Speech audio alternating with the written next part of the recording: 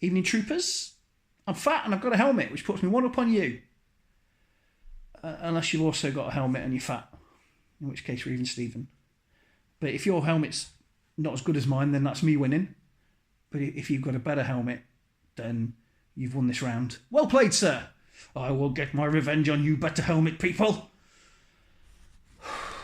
It's dead easy to have a YouTube channel. It's not.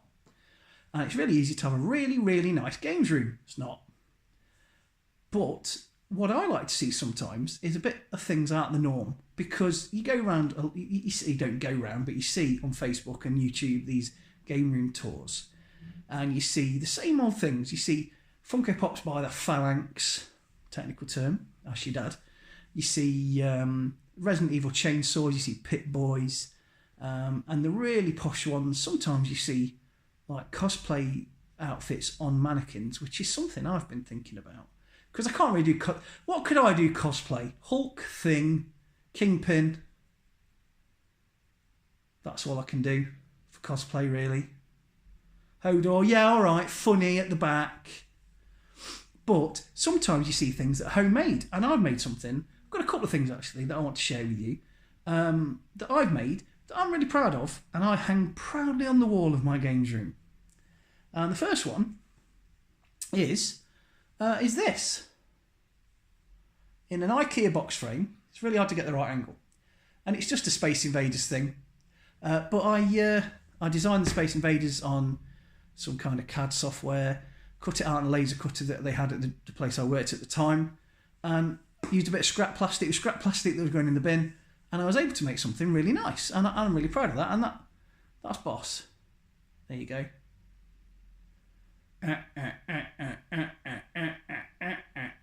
Quickly, change direction and move faster. We'll beat their laser guns. But that's not the best thing I've made. My favourite thing I've made is this. And this is a little collection of Nintendo controllers. Each one 50% scale. And you can see they've got intricate details on. All buttons and all things like that. And I'm really proud of them. So that's pretty much the main thing I want to talk about tonight is try and find something that you want to make. Try and find something that you're interested in craft-wise and add it to your hobby. You know, there's some little circles that you can stick together and create like mosaics. I've seen people make Mario and all kinds of stuff out of them. And then I saw a guy at a show and he'd colour printed out. Now I want to work something out on this because I think he's missed a trick. But what he'd done is he'd printed out colour scenes from like Streets of Rage or like the old like Atari Batman game, and then he printed out the sprites and he'd stuck them with sticky. He'd cut them out and stuck them with sticky pads, so it looked like 3D. And he put them in an IKEA box frame, and they look quite good. But I'm trying to think if maybe if you print off the back in colour and then print onto acetate, you could maybe make it look 3D without the cutting out lines, because it wasn't that brilliant. So I'm thinking about that. And I've also seen something amazing at a geek show where someone had just got the spines of sci-fi VHS tapes. Just the spines on the cover, cut that out with the scalpel and laid them on each other as if they were in a stack and put them in a frame, not even a box frame. And it looked amazing. And I thought, oh, I've chucked all my VHS away!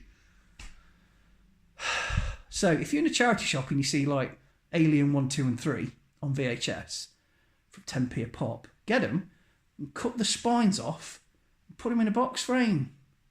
Look amazing. On the videos as well, he put the actual VHS tapes in box frames because they're an object, aren't they? Look really nice. So have a think about how you can do something nice in your games room that you've made, because it's always nice to have something that's homemade, as long as it looks good.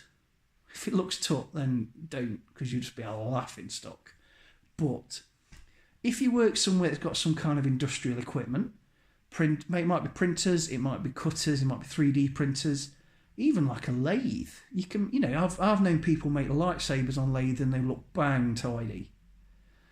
Just get a scrap of steel rod and go nuts. And the thing is, there's no way you can mess it up, because as long as you make it look sort of like a lightsaber, they're all unique, so they've all got different ridges and ribs and protrusions on, and then you just get some.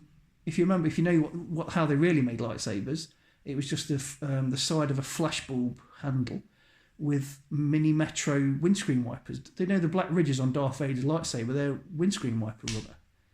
So have a think, use things that you wouldn't normally use. Use things for a different purpose. And see what you can come up with. That's why I was lucky enough to have access to a laser cutter and some time to do the designs on C8 computer-aided design software. And that's what I made. So that's me showing off. So they're not for sale and they're totally unique, although I still have the designs. But yeah, that's what I made. They're all 50% size. Next to Wii. The Switches, obviously, well, the Wii U and the SNES, the Wii U and the Switches obviously balls me up on that. But I'm not a big fan of Switch anyway. If I wanted an NVIDIA tablet, I'd get an NVIDIA tablet. Oh, I said it. Anyway, thanks for watching. Have a good time, and I will hope to see you soon with a different video. And if you enjoyed it, please hit like, please hit subscribe, and whatever else you're supposed to do to spread the channel, share it. Say, look at this guy with a helmet. He's got a helmet. You got to have something, haven't you? I've got a helmet. Right. Thanks for watching. Goodbye.